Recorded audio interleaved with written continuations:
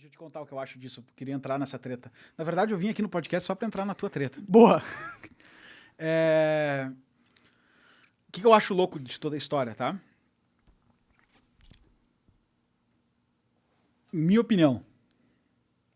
Os jornalistas que noticiaram sabem que tu não é nazista. Sim, sim. Os teus sócios, funcionários, ou o que for, sabem que tu não é nazista.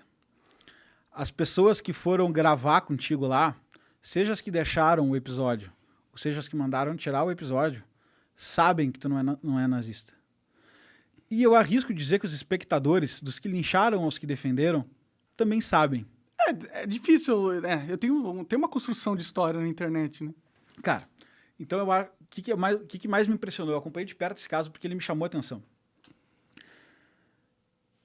O linchamento foi quase total. Foi quase total.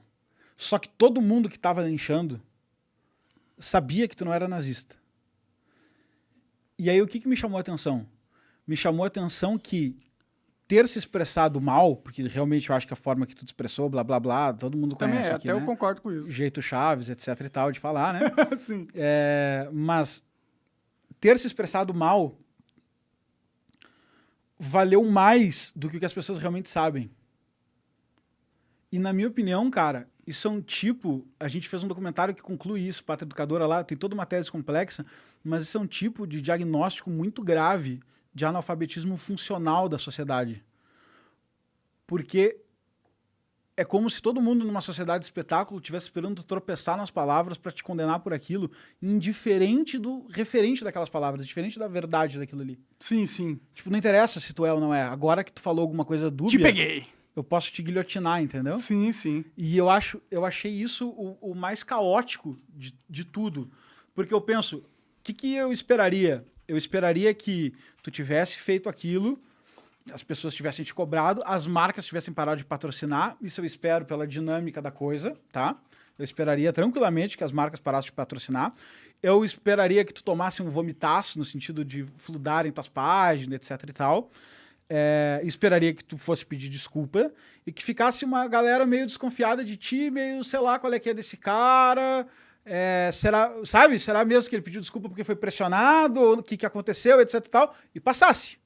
Sim, sim. Mas empurraram a situação até um ponto de tentar afirmar que tu tinha uma posição nazista. Sim. E esse ponto, na minha opinião, é a maldade humana se manifestando através de um analfabetismo social. Sim. E também tem a questão ideológica da esquerda e do cancelamento, né? Que é uma parada de, tipo, eu já era alvo. Eu já era alguém que incomodava. E aí, eles não é que eles são analfabetos funcionais socialmente, ou analfabetos sociais, eles só querem me fuder mesmo e foda-se, tipo... É a oportunidade. Oportunidade. Eu não sei. Porque as primeiras partes de tudo que você falou aconteceu. Tipo, as marcas saíram e tal. É foda, né? Até o Jornal Nacional tentou falar que eu era nazista, né? Cara, foda. mas é que eu acho que esse foi o ponto. Marca sair. Conheço marca, velho. Tem um monte de cara lá. Elas são peidonas de tudo. Cara, né? tem uma bazuca na bunda do cara. E tudo que ele não quer é ir responder pro board porque ele tá patrocinando um nazista. Sim. Então, a marca sair por precaução, até a situação se esclarecer, etc e tal, eu conheço a dinâmica, entendo o porquê. Também entendo a galera que vai lá e te cobra e te xinga. Isso eu também entendo. Uhum. Tu discorde ou não, eu entendo o fenômeno, tá? O que eu não entendo é tentar empurrar a narrativa 2, 3 pontos acima do que ela é, entendeu? Mas você entende, pô. Cara, entendo, mas é que eu não acho que foi um movimento de esquerda, não, pra ser sincero. Não? Cara, eu não vi com esses olhos, não, tá?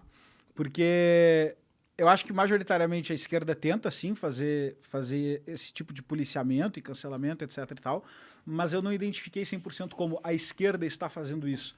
Eu identifiquei como um histrionismo de que agora pega... Qual o problema? Tu te colocou numa situação que o xadrez social fica difícil, porque ao te defender... parece que eu tô passando pano. Sim. E nessa situação, o que todo mundo faz? Fica quieto. Fica quieto, ou quando o cara é muito teu amigo, ou colocado na parede, etc e tal, tem princípios, ele fala assim, o monarca não devia ficar bêbado, maconhado, não sei o quê, falar errado, etc e tal, se passou, é um ignorante, é um estúpido. Aí o cara começa a listar, né? Devia ser preso, pensando bem, até guilhotinado, fuzilado, Caralho, né? Torturado esse é muito... e tal. Esse que são amigos? Ponto. Tudo isso, eu acho que ele nem é nazista, sabe? Porque senão, qual é o risco? O risco é ser transferido para a pessoa que está te defendendo aquele cancelamento, aquela percepção que estão tendo de ti. Sim. E ninguém quer isso, Claro. sabe? Só que, porra, todo mundo sabia que tu não era nazista, cara. Eu nem te acompanho direito, entendeu? E eu olhava e falava assim, não, esse moleque não é nazista, tá maluco? Sim, sim. E o ponto que eu tava defendendo defendi de um jeito merda, concordo com você. Mas é um ponto legítimo, tá ligado? Mas eu acho que tu defendeu, eu fiquei com um pouco de pena, cara, porque eu acho que tu defendeu de um jeito merda, porque vocês não tiveram a dimensão, eu acho ainda que vocês não tiveram a dimensão do tamanho do espaço comunicacional que vocês estavam ocupando. E vocês continuavam com uma postura, que tudo bem, é de vocês, eu não tô aqui para criticar ela, mas continuavam com uma postura de tipo, meu, você underground, você jovem e você tranquilão para sempre e nada vai acontecer comigo. Sim, mas eu acho que essa postura, ela era meio que, era proposital, entendeu? Porque a gente não concorda com essa sniper mirada na cabeça de todos os influenciadores de serem perfeitos e de se comportarem como... Tipo, você tem um público, agora você não pode ser mais você. Uhum. Você tem que ser desse jeito, porque senão a gente destrói você. Eu não concordo com isso. Uhum. Eu acho que exatamente a forma com que a gente combate isso é sendo jovem do jeito que a gente tá ligado? Sendo humano, tá ligado? A partir do momento que você cede essa pressão externa para tentar se adequar e não ser snipado, você já deu forças a um mecanismo social que é altamente prejudicial e que torna a sociedade hipócrita e bem chata. E torna os influenciadores todos reféns. Porque agora você ficou famoso por algum motivo, você não é mais humano. Uhum. Você não tem mais direito de ter uma opinião que as pessoas não concordam. Você não tem direito mais de errar, de falar uma merda. Eu não acho certo esse tipo de vida, de realidade. Eu acho que é uma realidade que tem que ser mudada. E a gente não muda cedendo a ela, na minha opinião. Sim. Não, eu acho que eu concordo em princípio com tudo que tu tá falando, e até a pauta que te fez tu ficar não muito amigo da esquerda é a da liberdade de expressão, principalmente. Sim, sim. Porque em outras tu é até mais left-lib, digamos assim, sabe? Sim, eu tenho muitas pautas que... Pô, liberar de droga... liberação de drogas e tal. Tu te afasta do conservadorismo em geral, assim, na posição política. Mas eu acho que a liberdade de expressão, ainda mais hoje, ela é uma pauta muito associada a uma direita conservadora, né? O que é uma... absurdo, porque tinha que ser associado a um cidadão que pensa. É um princípio civilizacional, né? Mas, enfim, é um princípio civilizacional que a esquerda cagou. A cada 9, 10 avos da civilização não existiu, então tudo bem, faz parte. Mas aí tu entrou na mira por causa disso.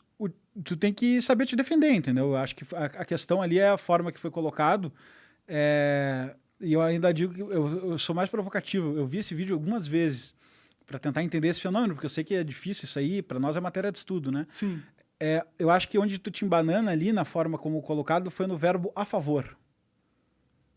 Que o...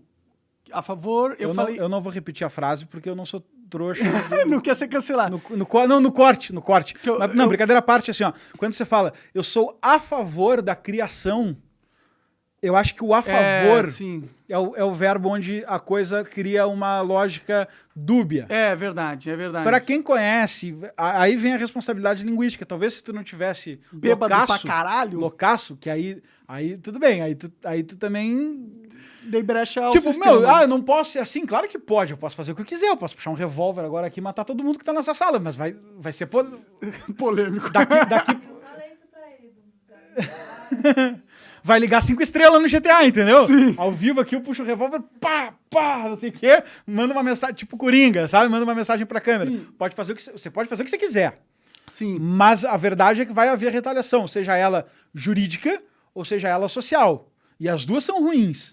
Eu acho que quando é a jurídica é gravíssimo. Sim. Então, na verdade, a social, cara, assim, fico condolecido porque eu sei que tu não é nazista, assim, espero eu, mas eu acho que todo mundo sabia que tu não era nazista, houve uma má fé ali. Não, o que eu tava defendendo era a primeira emenda dos Estados Unidos. Cara, mas exatamente, só que aí ninguém... E, tipo, antes... Thomas Jefferson não levantaria e diria que é a favor da criação de um partido nazista, Mas entendeu? eu não sei se eu falei exatamente isso. Eu falei que era a favor dos caras ter o partido deles, igual nos Estados Unidos. Porque eu prefiro ver o cara na luz... E poder excluir ele socialmente? Exato, do que deixar ele nas margens e ele crescer sem ninguém ver. Mas então, essa é uma polêmica que ela é muito forte no surgimento do nazismo e do fascismo, né? E existem duas vertentes de autores, eu não vou saber te dizer qual que está correto. Eu aposto mais numa. Mas tem gente que atribui a criação do partido, a ascensão, aliás, do partido nazista e do partido fascista na Europa, século XX, aquela coisa toda, pela liberdade de expressão desses grupos, mas tá? isso é uma burrice do cacete. Só que aí eu te provoco a seguinte questão. Primeiro, eles nunca obtiveram maioria. Essa história de que a Alemanha nazista subiu com maioria, ela não é verdade. Eles nunca obtiveram maioria. Eles conseguiram uma parcela significativa da sociedade e foi através de alguns golpes jurídicos que os caras foram pegando o poder. Nunca foi maioria, nunca foi democrático. Sim. Esse é um primeiro ponto, tá? O nazismo não é um bom exemplo de descrença da democracia. Teriam outros. Então, esse é o primeiro ponto. O segundo ponto é que eu acho... aí é uma opinião pessoal, eu não tenho qualidade historiográfica para dar uma opinião séria sobre isso, tá? Mas eu discordo, eu acho que é justamente o contrário. Eu acho que é porque pouca gente via bem algumas ideias que elas circularam em círculos íntimos até ficarem fortes o suficiente para aparecerem na sociedade bem embaladas. Faz sentido. Porque, por exemplo, só nós 4 pensamos um negócio aqui, tá? E aí a gente começa a conversar disso, mas ninguém pode saber o que a gente pensa. E a gente conversa durante anos sobre isso. A gente vai embalando cada vez melhor esse raciocínio. E quando a gente leva ele para a sociedade, ele não passou por um processo mais orgânico de diálogo, de, como os gregos falariam, de ágora, né? Cara, se eu falar aqui, Coca-Cola faz bem. Pô, daqui a pouco um levanta a mão e fala assim, não faz bem, é só olhar para ti que tu vai ver que não faz bem, etc. Tal. Tipo, e aí começa um debate que complexifica a coisa. Uhum. Agora... Se a gente fica aqui durante anos criando a tese que a Coca-Cola faz bem, talvez eu consiga levar isso para a sociedade de um jeito mais eficiente. Eu sou adepto dessa ideia, de que as coisas devem ser dialogadas desde o princípio. E até porque tu não vai conseguir frear isso e é melhor que tu saiba, como tu falou, quem está nas sombras, né? Sim. Então... Eu acho difícil atribuir a liberdade das pessoas se expressarem à ascensão do nazismo, porque a ascensão do nazismo é bem mais complexa do que as pessoas falaram coisas, entendeu? Tem todo um contexto histórico, tem todo um contexto social, tem toda uma... Foi durante anos que foi preparado para o nazismo ascender, né? Não foi porque as pessoas falaram, foram porque as pessoas fizeram coisas. E um red pill muito importante aqui, que... Bom, vocês entrevistaram o Reni, né? Chegaram a entrevistar o Reni Oz e Cuquier. Foi lá no Flow, mas eu não tava. Tá. Ele é judeu, sabe dessa história, etc e tal. Tem lugar de fala, como diriam, né? Mas brincadeira à parte, ele é um excelente profissional. Mas o ponto é, infelizmente, eu gostaria de dizer o contrário, eu só estou falando o que é a história. Infelizmente, o antissemitismo, o ódio aos judeus, não era uma novidade nazista, não era uma tecnologia nazista, não era um discurso novo. Ele percorreu, cara, a história da humanidade, entendeu? Ele volta para a diáspora, ele volta para Moisés, entende? Uhum. Essa história é muito longa. Sim. E muitos dos países que saíram vitoriosos nessa guerra não tinham como conflito o problema. Os países aliados que combateram Hitler não tinham como principal problema o antissemitismo do Hitler. Tanto que enquanto foi antissemita dentro da Alemanha, ninguém fez nada. Uhum. Enquanto foi antissemita do lado, ninguém fez nada. Foi um problema territorial e depois que a gente ganha, a gente fala, né? A gente muda um pouco o diálogo, etc e tal. Mas o que eu quero dizer é que, embora os nazistas tenham levado o genocídio a, talvez aí os terceiros maiores genocidas do século XX, o que também é bom falar, tem 2 que superam. O comunismo. Stalin e Mao Tse Tung que superam, né? Mas assim, embora o nazismo tenha sido o evento que mais chamou a atenção no sentido de crueldade do século XX, acho que essa coisa da segmentação das etnias, etc., realmente chama atenção. E da industrialização da morte, né? Chama atenção de um jeito bem... A escala da psicopatia chama muita atenção, né? Sim. Então, isso chamou atenção e todo mundo se pulou fora desse barco depois do julgamento de Nuremberg lá. Mas, cara, antissemitismo corria solto na rua da Alemanha. O Hitler e seus comparsas vocalizaram um preconceito que já estava na rua, que não era novidade deles, entendeu? Então também não tem essa história de, tipo, uma ideia negra surge numa sala e de repente ganha o mundo, sabe? Porque tem liberdade de expressão. Sim, sim. Porque uma civilização é milenar, um preconceito milenar, entendeu? Sim, e não é acabando com a liberdade de expressão que você vai acabar com esse tipo de pensamento de bosta. É. E o negócio de você acabar com a liberdade de expressão é o seguinte, tá bom, não existe então liberdade de expressão, de verdade. Então significa que tem que haver uma censura do que as pessoas podem ou não expressar. Se tem que haver uma censura, tem que ter um órgão que censura, alguém que faz o policiamento das opiniões de todo mundo. Esse poder, na mão de qualquer pessoa, de qualquer burocrata, vai ser utilizado de maneira dúbia. Então você cria ferramentas para que o Estado, ou para quem estiver no poder, consiga perseguir os seus inimigos políticos não por algo que eles fizeram, e sim por pensamentos que eles tenham. E outra, você pode interpretar falas de milhares de formas diferentes. Então, para quem tem o controle da liberdade de expressão, ele pode simplesmente pegar uma fala totalmente inofensiva e totalmente ok e categorizar como se ela fosse discriminatória de alguma forma. Fazendo isso, ele ganha o poder sobre essa pessoa.